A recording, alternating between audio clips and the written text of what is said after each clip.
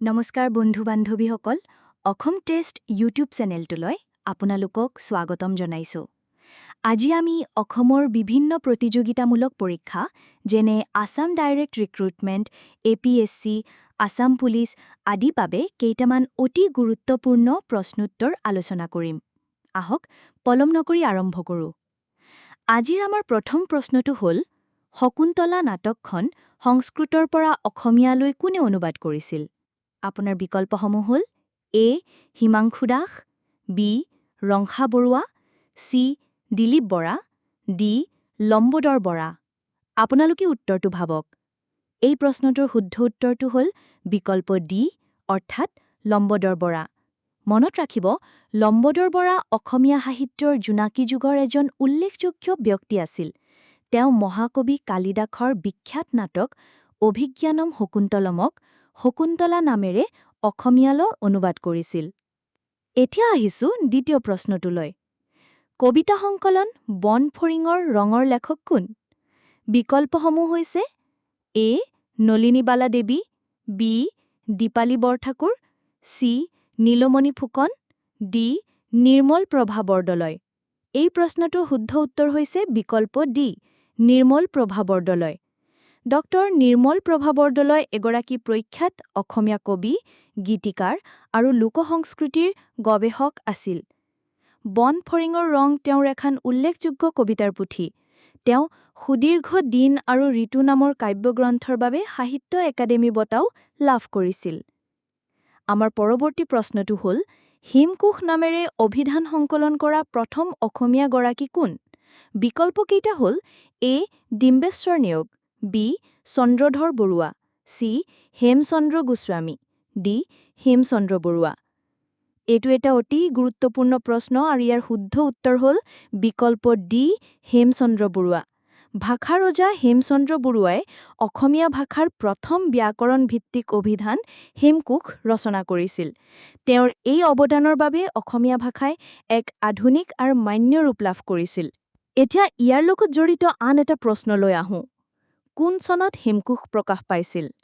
বিকল্পসমূহ হ'ল A. 1991 চনত, B. 1800 চনত, C. 1900 চনত, D. এইবোৰৰ কোনো দুই নহয়। ইয়াৰ শুদ্ধ উত্তৰটো হৈছে বিকল্প C.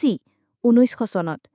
হেমচন্দ্ৰ বৰুৱাৰ মৃত্যুৰ পিছত 1900 চনত কেপ্টেইন P.R. গৰ্ডনৰ তত্ত্বাৱধানত হেমকোষ প্ৰথমবাৰৰ বাবে ছপা ৰূপত প্ৰকাশ পাইছিল।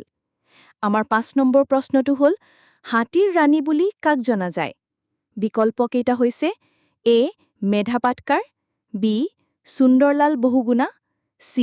পাৰ্বতী প্ৰসাদ বৰুৱা, D. সলিম আলী। এই প্ৰশ্নটোৰ শুদ্ধ উত্তৰ হ'ল বিকল্প C। অৱশ্যে ইয়াত এটা কথা মন কৰিবলগীয়া যে তেখেতৰ শুদ্ধ নামটো হ'ল পাৰ্বতী বৰুৱা। তেওঁ অসমৰ গৌৰীপুৰ ৰাজপৰিয়ালৰ জীয়ৰী আৰু এগৰাকী আন্তঃৰাষ্ট্ৰীয় খ্যাতিসম্পন্ন হস্তী বিশেষজ্ঞ তথা মাহুত।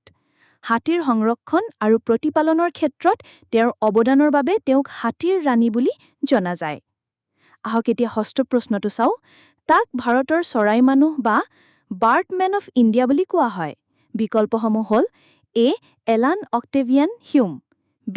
আমিৰ খুছৰু, C. সলিম মুইজুদ্দিন আব্দুল আলী, D. এইবোৰৰ কোনোটোৱে নহয়। এই প্ৰশ্নটোৰ শুদ্ধ উত্তৰ হৈছে বিকল্প C. সলিম মুইজুদ্দিন আব্দুল আলী, যাক আমি সকলোৱে সলিম আলী নামেৰে জানো।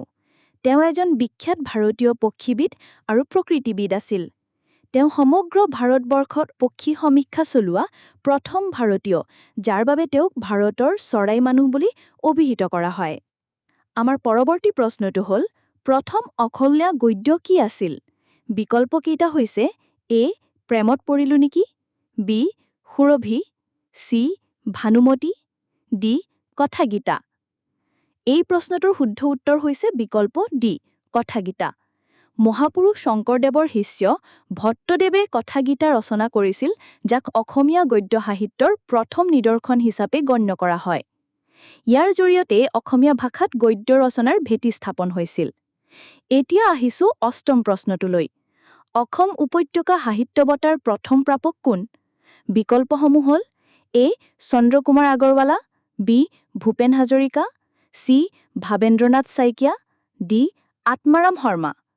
ইয়াৰ শুদ্ধ উত্তৰ হৈছে বিকল্প চি, ডক্টৰ ভাবেন্দ্ৰনাথ শইকীয়া। 1990 চনত প্ৰৱৰ্তন কৰা এই সন্মানীয় বঁটাটো প্ৰথমবাৰৰ বাবে লাভ কৰিছিল বিশিষ্ট ঔপন্যাসিক, গল্পকাৰ আৰু চলচ্চিত্ৰ নিৰ্মাতা ডক্টৰ ভাবেন্দ্ৰনাথ শইকীয়াই। আমাৰ নৱম প্ৰশ্নটো হ'ল 2020 চনৰ গ্ৰীষ্মকালীন অলিম্পিক ক'ত অনুষ্ঠিত হৈছিল? বিকল্পসমূহ হ'ল A Brazil, B Tokyo', C Paris, D Moscow. শুদ্ধ উত্তৰটো হ'ল বিকল্প বি টকিঅ'। যদিও এই অলিম্পিক 2020 চনত হ'বলগীয়া আছিল, ক'ভিড-19 মহামাৰীৰ বাবে ইয়াক পিছুৱাই 2021 চনত জাপানৰ টকিঅ'ত অনুষ্ঠিত কৰা হৈছিল। কিন্তু আনুষ্ঠানিকভাৱে ইয়াক টকিঅ' 2020 বুলি জনা যায়। আজিৰ বাবে এইকেইটাই প্ৰশ্ন আছিল। ভিডিঅ'টো চাই কেনে পালে জনাব। যদি ভাল পালে তেন্তে এটা লাইক কৰিব আৰু আপোনাৰ বন্ধুবৰ্গৰ সৈতে শ্বেয়াৰ কৰিব। এনেধৰণৰ আৰু ভিডিঅ'ৰ বাবে আমাৰ অসম টেষ্ট চেনেলটো ছাবস্ক্ৰাইব কৰিবলৈ নাপাহৰিব আৰু অধিক মক টেষ্টৰ বাবে আমাৰ ৱেবছাইট assamtest.com-ত ভিজিট কৰক। ধন্যবাদ।